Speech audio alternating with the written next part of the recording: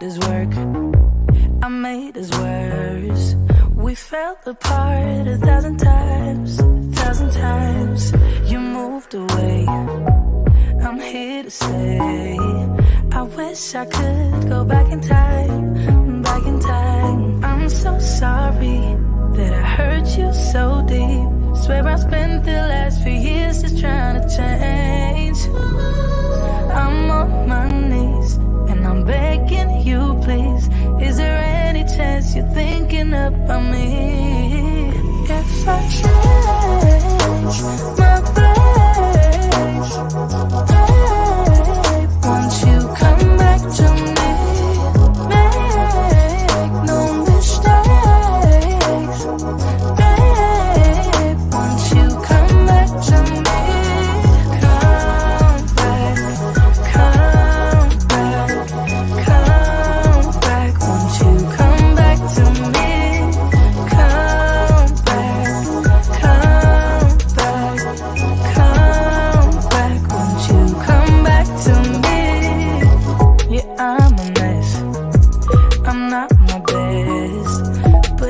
Stop until you're here, till you're here. You're miles away. It's safe to say it's almost like you disappeared, disappeared. I'm so sorry that I hurt you so deep. Swear I spent the last few years just trying to change. I'm on my knees and I'm begging you, please. Is there any chance you're thinking about me? If I change my ways, babe, won't you come back to me? Hello, and welcome to the Healing Element Podcast. This is season 3. I'm your host, Kai Marie, and I'm so excited to be back. Thank you for everyone who is joining live and those that will join after our live session tonight. It's so great to be back, and I'm so excited for the conversation that we're going to have tonight. Tonight's topic is the connection between healing and the pregnancy journey. I am here with my very special guest, Natalee Facey. Natalee, welcome to the Healing Element Podcast. Hey, Kai. Thank you for having me. And can I just say that intro music was really hype? Like, I was here like... You were vibing. I'm glad. You know what? The music also helps to kind of calm my nerves as well. Especially, I've been away from the podcast for a while. And so now kind of getting back into the groove of it. Hey, LA, thank you so much. Glad to have you with us tonight. So for those that are joining us, you're in for a beautiful conversation that we're having tonight about healing. So please make sure you give this video a thumbs up, and please also share to people that you are connected to that could really use the information that we're going to be sharing tonight. So to introduce my very special guest tonight, Natalee is a resilience coach, birth doula, and somatic or body awareness healing practitioner. She works with people along the birthing journey, primarily with those who have gone through experiences that complicate pregnancy and childbirth. Among Natalee's clients are women and people who've gone through pregnancy or infant loss, infertility, or trauma during childbirth. Natalee's work focuses on healing the painful emotions left after those experiences, reducing the risk of complications in a future pregnancy, and restoring a sense of wholeness and trust in the body. She's a wife, mama to 2 angels, Natalia and Mateo, light worker, and advocate for the fierce liberation of women and birthing people across our planet. You can learn more about her work at nataleefacey.com, and I will put that in the comments box, but you can also find it in the description of this video. And you can also follow her on Instagram at Birth Warriors. Welcome. Thank you. So in case you guys have not checked out the description box, tonight we're going to be talking about how energy blocks can create hormonal imbalances in our body. And we're going to learn the steps we can take to begin to heal. So with that being said, first we want to start off, Natalee, can you tell us a little bit about the work that you do with people in our community that are interested in childbirth or have experienced loss? Yeah. Well, thank you again for having me. And Thank you. as you said when you introduced me, I am a coach. I work as a doula, and I also support people. Hey, Jasna. And I also support people in their emotional healing after any traumatic or difficult or painful experience. So my clients are really across the birthing spectrum. So I work with people who aren't pregnant yet and are looking to conceive. I work with people who are pregnant. I work with people who are giving birth. And unfortunately, if there's a loss, I also support people after a loss and continuing the cycle again. So after a loss, trying to conceive, being pregnant, giving birth again. And when most of the people who come to me, it's because they are pregnant and they're experiencing a lot of anxiety. And what I support them with mostly is releasing any of the unhealed emotions that are creating the anxiety and the stress and the fear in their body, knowing that that actually can create complications on the pregnancy journey. But something else that I also focus on in my work is holistic healing, right? Because even after having a baby, those unhealed emotions are still there, which means that they're showing up in parenting. It's showing up in relationships. When you go back to work, it shows up at work. So the basis of my work, no matter what people come to me for, is ensuring that they feel healed and whole in their body. And that's something that I emphasize. Like, we're not just trying to get you pregnant. Like, that's amazing. But pregnancy and having a baby, it isn't the marker of success. Like, you are the marker of success. So when you're okay, like, you show up in spaces in that empowered state versus having imbalances wherever you go. I love how you said that, because, so many times we've heard this story about, when are you going to have your baby? And, and the kind of pressure to kind of expand the family, if you will. Right. And so I love what you're saying, as far as there's so much more to it than that. And sometimes that gets lost. And sometimes we don't really know everything that goes into the whole process of trying to conceive and then during pregnancy. So I really appreciate the conversation that we're going to have tonight. And of course, all of the beautiful work that you are doing. And for our listeners tonight, if you have any questions or comments, please be sure to drop them in the comment box, and we'll make sure that we raise those concerns or questions, comments that you have. So Natalee, share with us, what led you into the path of becoming a doula and for providing support for loss or infertility? Yeah. So I love this question so much. And I think it's the question to everyone who's on the healing path. And the answer is usually that you've gone through that experience yourself. Very true. Right? Very true. You had to heal yourself from the thing. And so you became the healer. You got it. Yes. So in 2015, 2016, when was it? 2015 was my first pregnancy. And so moving into March of 2016, I was in moving past my first trimester and into the second, and I experienced a pregnancy loss. So that first loss happened while I was working in the advertising industry, super busy, just lifestyle, like not really taking care of myself. I ended up changing jobs. I changed my diet, like a whole lifestyle change so that I could be healthier for a new pregnancy, right?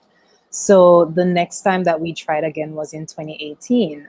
And this time I was pregnant for 6 months and went into preterm labor. So the baby was super premature. And actually, the stage of the gestational stage that he was in, we actually had the option of terminating. That's how premature he was, but we didn't. We're like, we already lost one baby. We will take the 1% chance or any chance we have with this baby. So that baby was born at, shy of 6 months. We were in the NICU with him for 6 weeks, and then he made his transition. So I think that's when I had to take a really hard pause and just look at what was happening in my body, because it felt like there was more, right? I changed the diet, I changed the job, I did all of these things, but I still, only brought the pregnancy to this stage and not more, which means that my body, something was off with my body, so it wasn't supporting the pregnancy. Mm-hmm. So in that second pregnancy, I was doing talk therapy, and I remember doing talk therapy and actually multitasking during my therapy session. So like on the phone with my therapist in a conference room late one evening, like on my laptop, like, yeah. Imbalance, right? Something was off. Right. Something was off. So coming out of that, I was being called to this practice called somatic therapy, which there is just so much buzz about somatics and embodiment and body work right now. So I started exploring that practice and saw that there was deep healing that was happening, like really deep healing, like stuff coming out of childhood and stuff embedded in my unconscious mind, my subconscious mind that I didn't know about. And so I had already been a coach from when I was working in advertising, and I wanted to begin to support women and birthing people who were having similar journeys as I was having.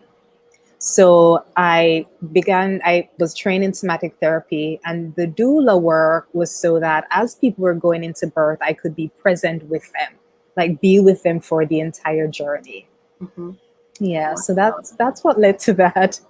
Thank you for sharing your story. And, you know, what kind of, and I know we're going to jump into energetic blocks and get into that, but why do you have an idea as to why this conversation is not kind of discussed when people are looking to conceive? The traumas that you may experience in childhood, or even if you've experienced loss, how that can also play a role if you are looking to conceive again. It seems like it's, at least when I hear conversations like, oh, you know, just try again, you know, next time. And there's no space given to really share about the trauma of losing. And then the whole process of then trying again. What are your thoughts on as far as that conversation really not being talked about? Yeah, that is such a good question, Kai. And I think a part of it is that there is shame associated with having a loss, or there's shame associated with infertility or any challenges, relating to pregnancy. It's that as, women or people in these bodies, there's the expectation that you just should be able to have babies, right? But there is no acknowledgement as to what's going on in our bodies that can create the imbalance. And so when we're not creating the space to heal, it's because we're just focusing on like whatever we think the goal needs to be, right? Without addressing, what's there that needs to be addressed. We don't want to face the shame. And in terms of things or other trauma happening in the past, there usually is shame associated with that as well, whether it's shame or guilt or anger. And we, like as a society, there isn't enough practice that we have in sitting with emotions and working through the emotions. Right. And so then it's just a thing, because there is no space to kind of share what you're going through, then you just kind of internalize it, which then adds to the traumatic experience. Exactly. And, a lot of people after a loss, they just try again, right? So because in trying again and having a baby, they feel as though the baby will bring back the joy that they lost. But I've worked with people who've had successful pregnancies and have their, as we call it, rainbow babies at home. And the grief is still there for the baby that they lost, or the grief is still there for the loss because it wasn't healed. So if nothing was done, you have more joy in your life, but you also still have that sadness or shame or guilt or whatever emotions are associated with that loss if it isn't dealt with. So true. And I just wanted to mention right now I'm working on a project regarding grief and just how to kind of love yourself during that process and practice your self-care. And one thing within this project that I'm putting together is the importance of always remembering and never feeling that you have to kind of move on. Because many times that's what we hear, just move on, you got to keep going. But what does it mean to move on when we're looking at something linear? It means that I'm leaving something behind.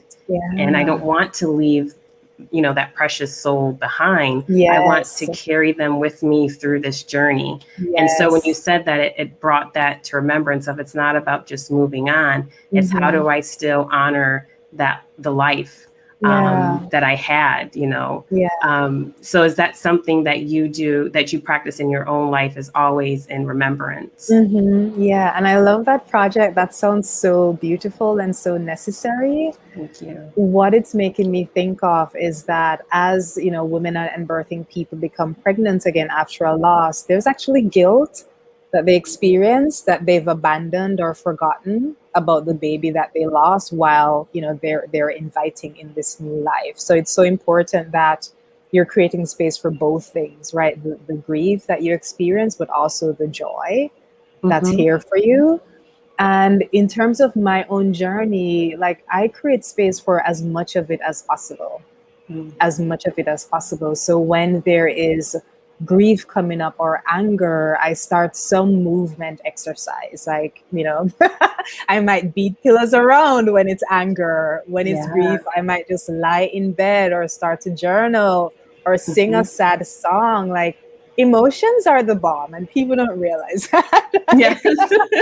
Emotions are necessary. They're giving us information about something that's happening in our body, like something that has impacted us. And so by moving with that emotion, we're able to heal. And when we just, try to push it aside, that thing, that message that was trying to get our attention, it's still there, which means that it's just going to come back up in some other place, and probably like an inconvenient time. You're probably going to be triggered. Right. Inconvenient time. No, it's true, because your body, eventually it's going to come out. We can only try to suppress those feelings, emotions for so long. So it's better to just have a space where you can release. And that's something that I saw that you had posted on your Instagram, which led to this conversation, as far as how energy blocks can create an issue with your hormones. And of course, that then can lead to other issues as well. So can you share with us, how do energy blocks or trauma affect our hormones? Yeah.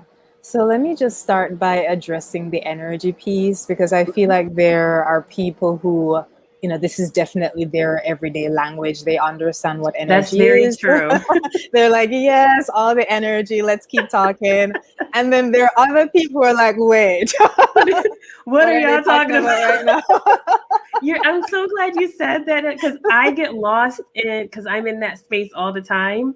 So you're so right. Everyone does not speak that language. So I'm so happy that you said that. Yeah. So thanks for grounding me back down. Please break that down for us. Yes. So let me just say that we are energy. Like 99.9% of our body is energy. So energy isn't some woo-woo concept. It isn't a yoga thing or meditation thing. Like, we are energy. Like, this body is energy expressed in a physical form. So just like we have water that can be expressed as steam or ice or, running liquid, we are energy expressed in this body. So let's just take that out of the way. No more issues about this being a woo-woo talk. This is scientific everyday talk. It is. It definitely is. So that's the first thing. And then from there, so if there are challenges in pregnancy and reproduction, it means that there is a blockage. So there is an energy blockage there. So a lot of research has been done on this, and I'll pick out a few of the things that I've learned and that I've come across. Whenever someone goes through something traumatic or difficult or painful, there's an imprint that's created in the body. And usually this imprint is created in the area of the body that's related to the function of the body, or whatever system or part of the body that was impacted the most. So that's one. So usually there's an imprint in the brain and an imprint in, whatever part of the body was affected. And to better understand this connection between the mind and the body, or what's happening, with the brain communicating with the body, if, for example, we feel burdened, like we're carrying a heavy load, like we're carrying the load of something, the energetic imprint is in the shoulders. There's usually heaviness in the shoulders, and that's an indication that you're being burdened by something. You're carrying more than you can. If we're overextended, for example, there might be discomfort in the arms or in the hands, right? If there's something having to do with some sexual trauma, there's something around the hips and the sexual organs, right? So within our body, there's this communication that's happening, but also the register of these experiences in our body when they aren't dealt with. Meaning our bodies are going to hold the memories of what happened until they're healed and until they're released.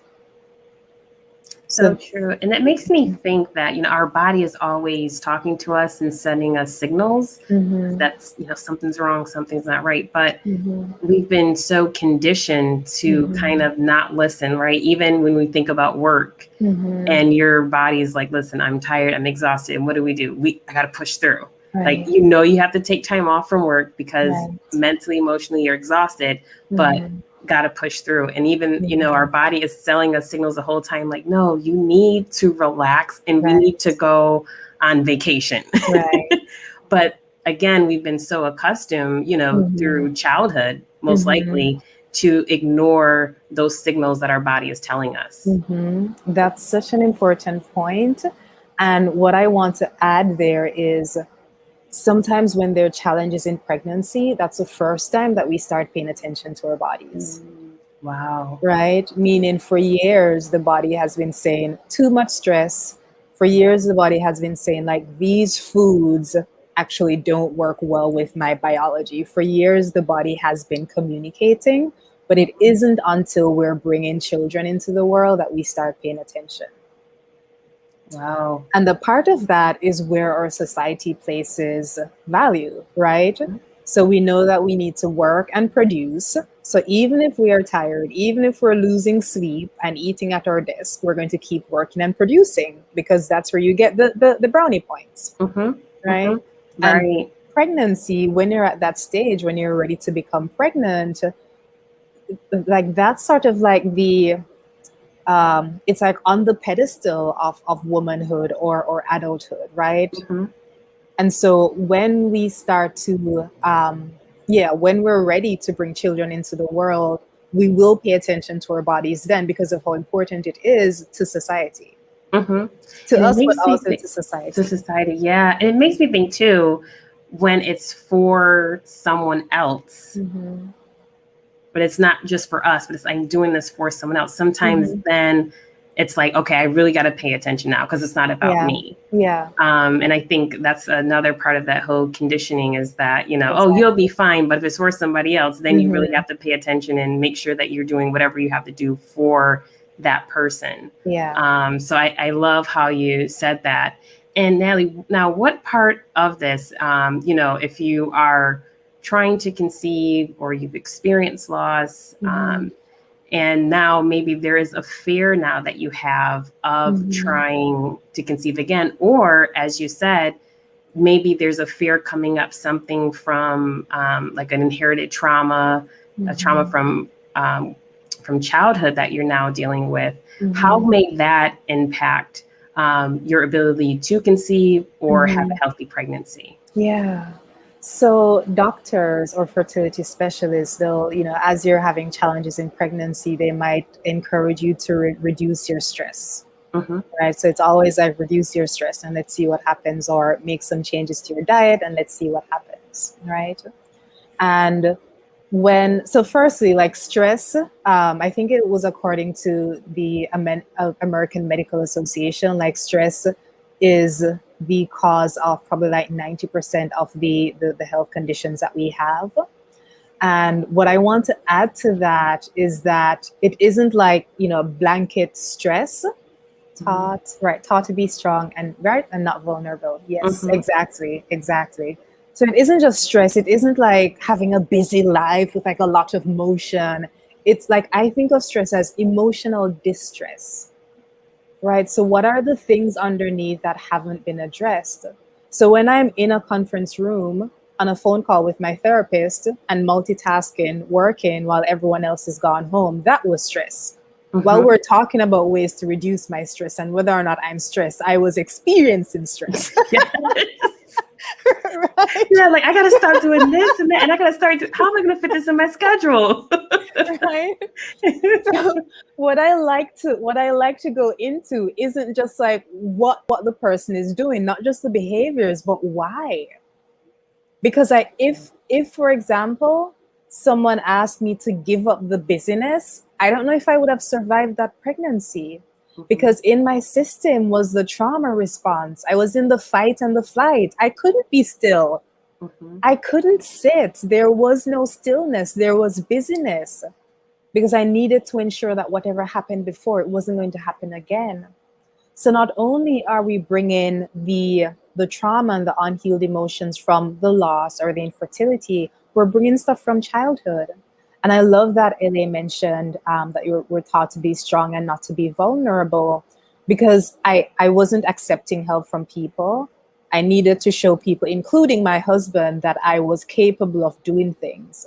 And where's that coming from? It's being the strong Black woman and not having to depend on other people, not wanting to be vulnerable. And pregnancy is a time in your life when there really is surrendering that needs to happen. There really is opening your arms and accepting the community and the tribe. There really is just sitting your butt down and letting someone else do the thing, right? Right. And I could not do that because of the activation in my system, being traumatized and feeling as though I was now incapable, right? Told to be on bed rest, like what? Meaning I should just like sit still and don't go to work. Right. What does that even mean? It was torture for me. Right. And the reason it was torture was the unhealed emotions that was very active. I was in fight and flight. And so in pregnancy after loss or infertility, we're carrying these emotions. So no matter if you're, going to prenatal yoga or doing massages, whatever you're doing, if the thought and the emotions, if that's still running, like a crazy person inside of your head, it means that you need to go even deeper. It means that what's lying in your subconscious, what's sitting in your body, the emotions that are unhealed, those need to be healed. Those need to be released.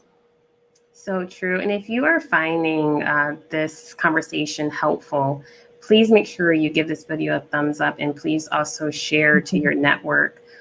Because, this is a conversation, as we kind of started our talk tonight, that's not really being talked about a little bit more now, especially with the work, Natalee, that you are now doing. But we want to just create space that this is kind of like a conversation that's regular, like a regular conversation that we have anytime we're talking about conceiving, childbirth, that we can talk about the traumas surrounding not only the pregnancy journey, but also what happened to that individual's body before they became pregnant, because that also plays a huge role in the experience that they may have, and also the support system while pregnant.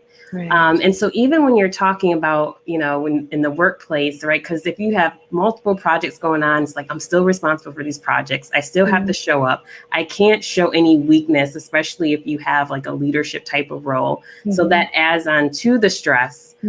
So it's important to have spaces where you can have a healthy dialogue and share if you're feeling overwhelmed, to start having these conversations. And through your work, Natalee, do you sense that people are starting to talk a little bit more about it, and not so close to the chest of what they're experiencing, but saying, listen, I'm stressed out, I don't know where to start, and I need help. Do you find that vulnerability piece, as LA had said, that's starting to surface a little bit more? Yeah, I think obviously 2020 was crap, but one of the things that came out of it, thank you, Jessica. Jessica is doing both. Yes. One of the things that came out of 2020, which was so powerful, is that we're beginning to, focus on our wounds and emotional health, mental health, and the fact that we're not robots and we need to create space for healing. We need to have like safe spaces where we can be vulnerable. So I would say that compared to previous years, there's definitely more conversation. in terms of if it's happening in the workplace, I sense that there's still separation that's created there. Meaning, as I work with clients, they have a space to just like let all of it go. Right. I don't know if they have that in their work environment, especially if they are in leadership positions. Right. There is room for vulnerability, but you have to more or less keep it together. Right. Which is why it's so important that, you know, as you're in your pregnancy, like even with your partner, there might be things that feel uncomfortable to admit to your partner. So there has to be someone that you can come to and just be all of yourself without worrying about being judged or criticized. So true. We all need that safe space that we can go to and to be vulnerable, because that's important. We just can't carry the weight on our own, especially when you're going through such a vulnerable process, which is pregnancy.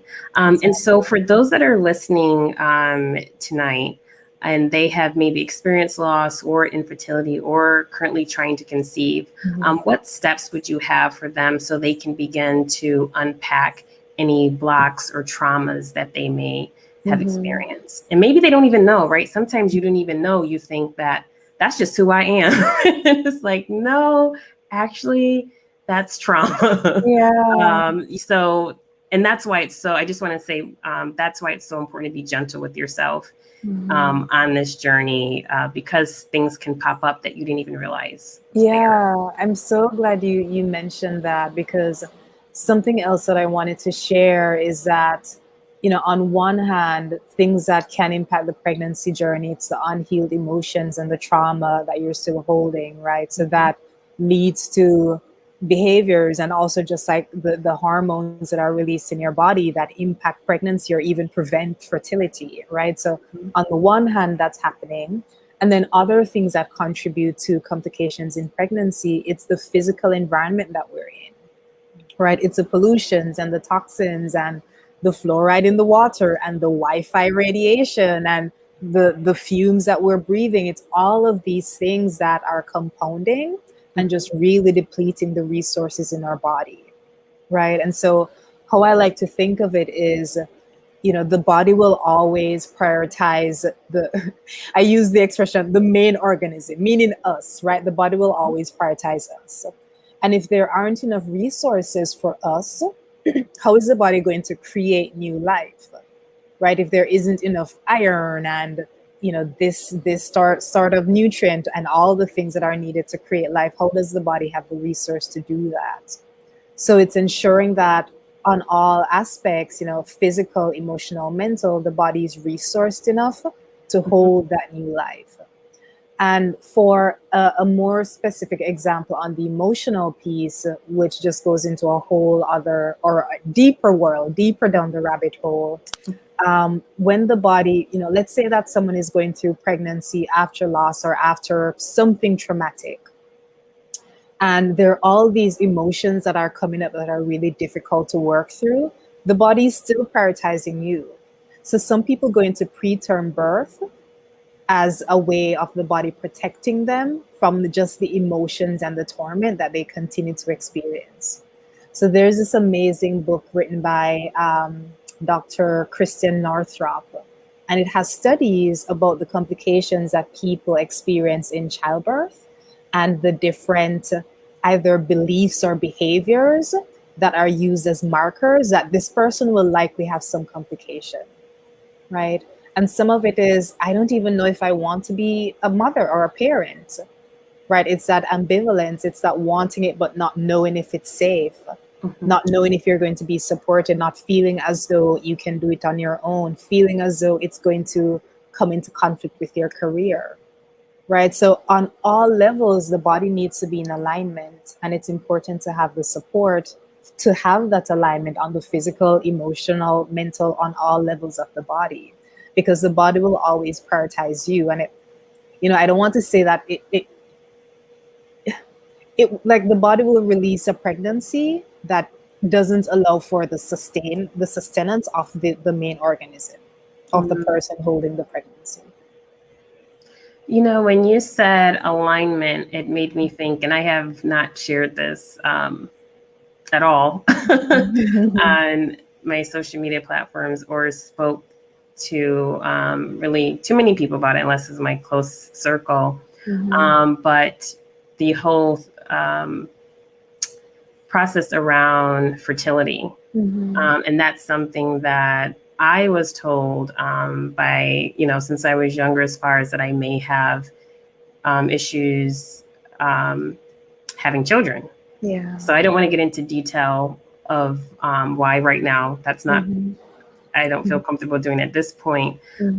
But when you said about being alignment, I think that's so important because for so long, I thought I didn't want children. But it was as I began to kind of work through my own trauma, it was more so coming from being told that you may not be able to, or if you are able to, you wouldn't be able to carry full term. So there was that fear there that I was like, I don't want to go and want that thing that I can't have. And then there was the shame component of, I'm supposed to be able to do this. Like, this is the one thing that this body should be able to do, and it can't do it. And so, but through working through that whole, and it's continuous work through that process, I began to then say, okay, I got to get my mind, body, spirit, my emotions all in alignment. And, and yes, that's what I was told, but that doesn't mean that's not a no. I just heard no. I just heard, no, it can't happen. But when you said alignment, that really resonated with me because that's what you want to have happen when you're looking to bring life into this world. So thank you so much for saying that. Yeah, and thank you for sharing that. I think your example really rooted us in, how it shows up in people's lives. Yeah. And so that's one, first, I love the work that you're doing. And then as I kind of shared a little bit here and there of my personal story, I started hearing other folks say, oh, I was told the same thing. And it's more common than I thought, because sometimes you feel like you're on this island by yourself and nobody else in the entire world is going through it or experiencing it. So grateful for the work that you were doing. And so did you have, were there any other steps or tips that you wanted to provide for those listening that they can begin to release those blockages? Yeah. So the first thing that I want to say is that healing doesn't have to be hard. It doesn't have to be re-traumatizing, and it doesn't have to be as painful as people expect that it will be. Meaning what leads to fear, or even just like putting the trauma in the closet and not looking at it, is the expectation that you'll go through it all over again in order to heal it. And healing can be slow, it can be beautiful, and it will put you in a kind of relationship with yourself and your body that you didn't even realize was possible. So I just wanted to name that because I know that people resist healing because they're afraid of what comes with it, right? In terms of things that can be done, highly recommend working with someone who's trained. And, there are different forms of therapy. It's not just talk therapy, Reiki or energy healing is a form of therapy. So I love recommending to people to move towards what they're actually drawn to. So for me, dance, music therapy, singing, that is incredibly healing. And I don't know why I call it a part of my blueprint. I help the clients that I work with identify like what's in their healing blueprint. I don't know why that's a part of mine, but just put on some African drumming and it's over. Like I'm in some other world.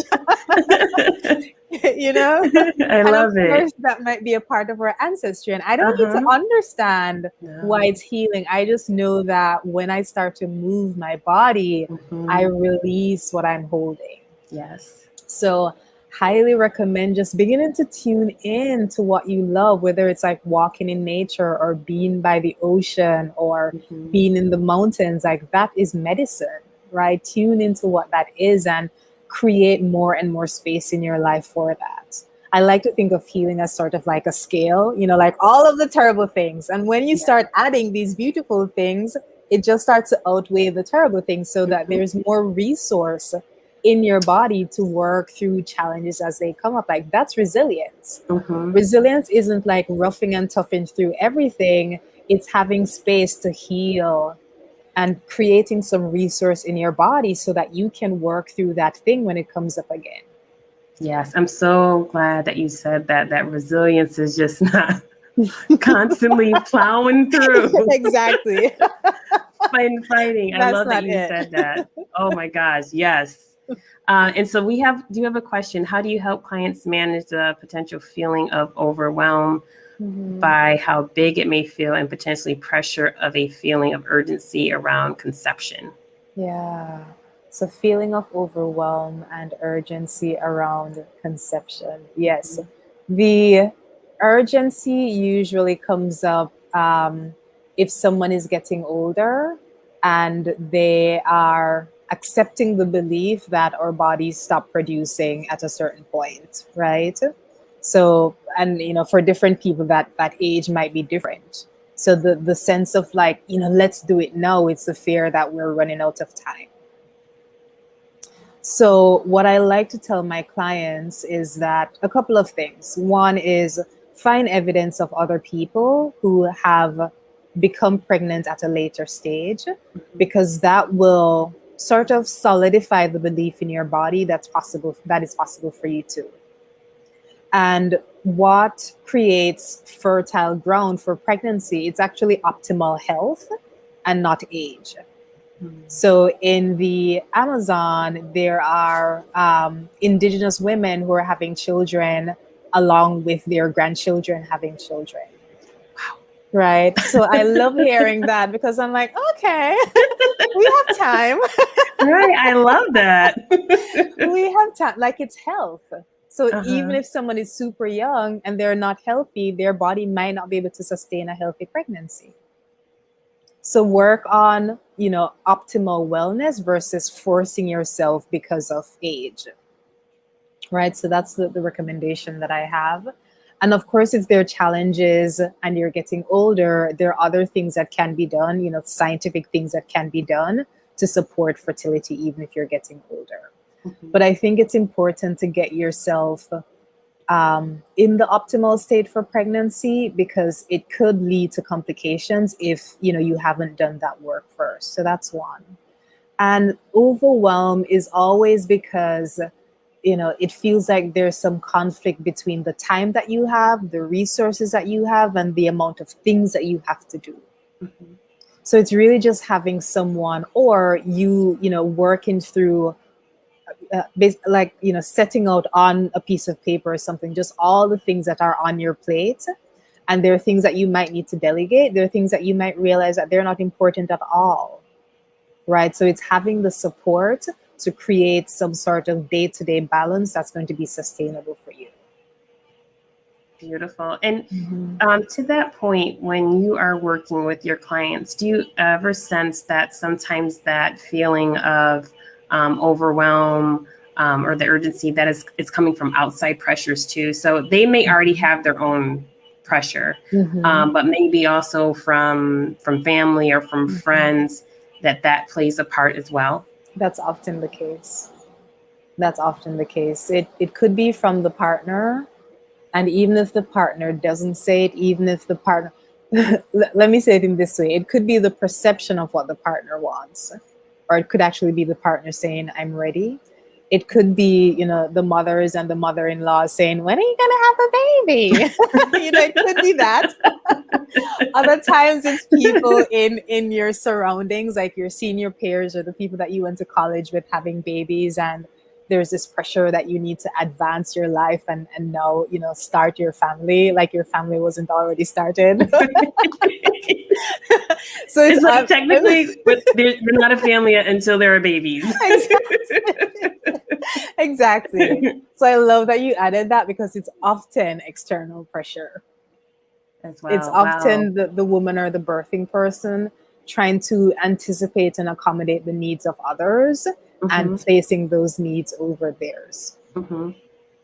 You know, and I think that's why it's so important um, for people to, you know, you're in a relationship with someone and you're both are trying to conceive or start a Mhm. family, that you have that open dialogue with Mhm. that person, and that is your safe space to go to. So that way, Yeah. when the world is kind of saying, you need to do this, you need to do that, and sometimes you may not have the energy to just say, leave me alone, Yes. you know, that person can do that for you and say, you Mhm. know, we got this under control. Yes. Everybody relax. Sometimes you need that. And again, that's Mhm. showing that vulnerability and that you don't have to carry this all by yourself. Yeah. Because, you know, pregnancy, that really is a village. You need a Mhm. village of people around you to help Exactly. get you through that journey. Exactly. And so, Nellie, is there anything else that you would like to share with those that are listening today? And thank you guys so much. Thank you for Mhm. all the thumbs up and sharing as well. Mhm. And again, we're going to be kind of coming to a close. So please make sure if you have any questions, comments, just drop them in the chat box. We really appreciate that. If you are listening after the live version, you can also still share Mhm. the video and make sure you give a thumbs up so that people can hear how they can begin to heal Mhm. during their pregnancy journey. So I know I Yeah. said a lot, and I started with asking you a question. So I'll just quickly repeat the question. So, are there any words that you would like to leave with our listeners this evening? Yeah. There are two things that I wanted to address, or that are top of mind now. And the first is, you know, to follow up on a question that you asked earlier, like, you know, next step. So that first one is getting professional help. So you can work with a talk therapist, for example. Essentially, it's important to understand what's under the surface that might be leading to emotional distress or emotional imbalance in your body, right? So you can work with a talk therapist or a psychotherapist for that. The one limitation that I want to name about talk therapy is that it's all happening on the mental level, meaning it requires you already knowing what's going on in order for you to articulate it. The reason why somatic therapy is, you know, so important in trauma work is because you're accessing parts of your body that you might not even have language for, right? Because there is more that you get to include in the conversation. Your body gets to be a part of the conversation and not just your mind. So we essentially talk in images and we talk in colors and shapes and sensations because that's the communication of the body. And when we have this conversation using the way that the body can communicate, then you're able to access the wisdom and the hurt and the resources and the healing that the body is holding. So, highly recommend exploring somatic therapy as a way to support you in your healing because it's important. And this is the second point, it's important to understand what's motivating you, like, what are the things in the background that you're not aware of that's leading to even your desire to become pregnant? So I released a podcast the other day that I was so nervous about that I had to send it to a close friend. And the title was, "Why do you want to have a baby?" And I was like, oh my Ooh. gosh, people are going to hate me. I'm going to lose all my audience. But that's the important question. It's such an important Yeah. question. And I'm going to like squeeze in a little part of my story because the reason why I wanted to become pregnant the first time, it's because I wanted a reason to leave the advertising industry. I wanted something that was so important that it would force me to, become a coach full time and to be able to work from home and be a mother, right? And I was like, all right, once I have my baby, I won't have any choice. Nothing to keep me from leaving this industry, right? So I was like forcing myself into that.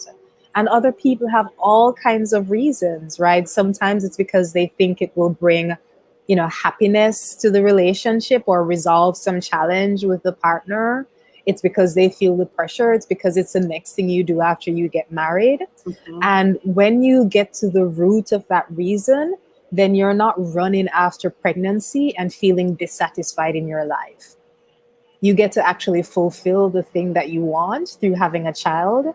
And having a child is like the icing on the cake, or the vegan icing on the gluten-free cake in my case. Right? You get to have the joy and not feel completely defeated not having children and not being pregnant, and keep pushing yourself until you get to that. I love how you said that. Yeah. So that's it. Like I teach like holistic healing. Like the baby isn't the goal. The baby is beautiful and amazing. Like they're like joy, of course, babies. But like you're not going to be unhappy until you have a baby. Because even after you have a baby, like you're going to be a parent. You know, there's some stage when they become less cute. And you're like, why did I do this again? Exactly.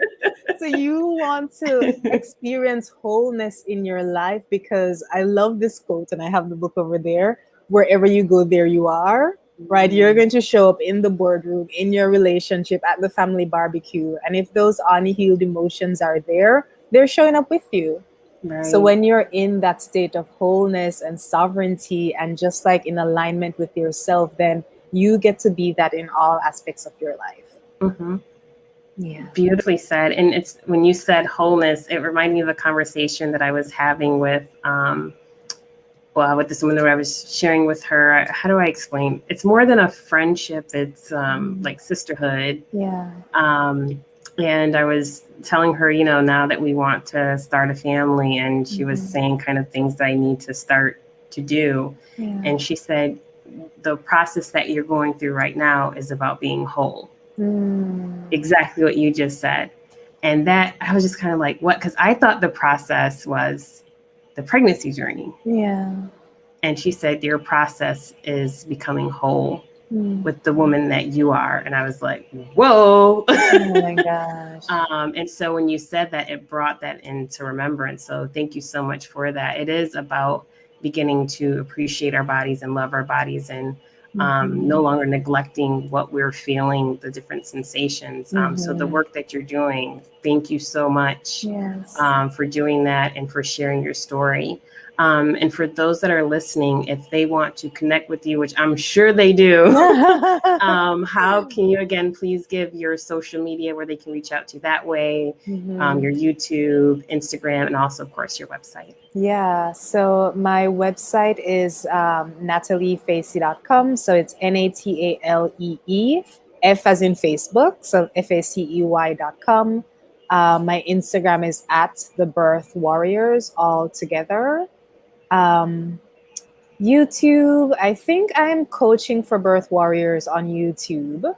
And there's an event that I'm having this Saturday at 2 p.m. It's a healing circle for anyone who's gone through loss, infertility, or any kind of trauma, and they're on the healing journey. So I'm going to include the link to that. If I include it here, does it show up in? It should. Okay. So yeah, definitely put that in there. And so that way people can, if you have any trouble, just let me know. Okay, so I just added that, and I'll also add it to my website so that, you know, people can easily get that. It's not an Eventbrite, but I'll add it to my website so people can easily access it as well. Perfect. And what I'll do is I'll also add it to the description box too. Thank you. Oh, here we go. Got it. Thank you. Because this is so important, the work that you are doing. So we definitely want to share and get the word out.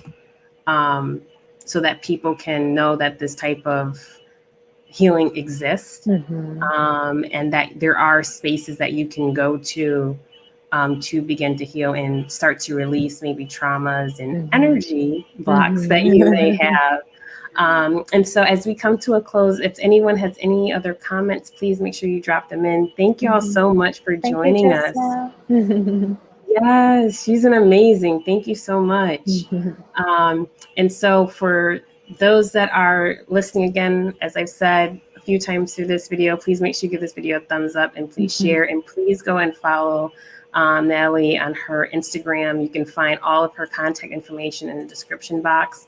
And Natalee, I want to thank you so much for coming on the podcast. It was an absolute pleasure to host you. Thank you. And you are welcome back anytime. Oh, thank you. And thank you for the work that you're doing. I know when we spoke maybe a couple of weeks ago, I shared that an event that you led was a real like activator and opener for me. I was like, all right, she's talking about all these things that I've been afraid of talking about. I'm just going to step into it right now.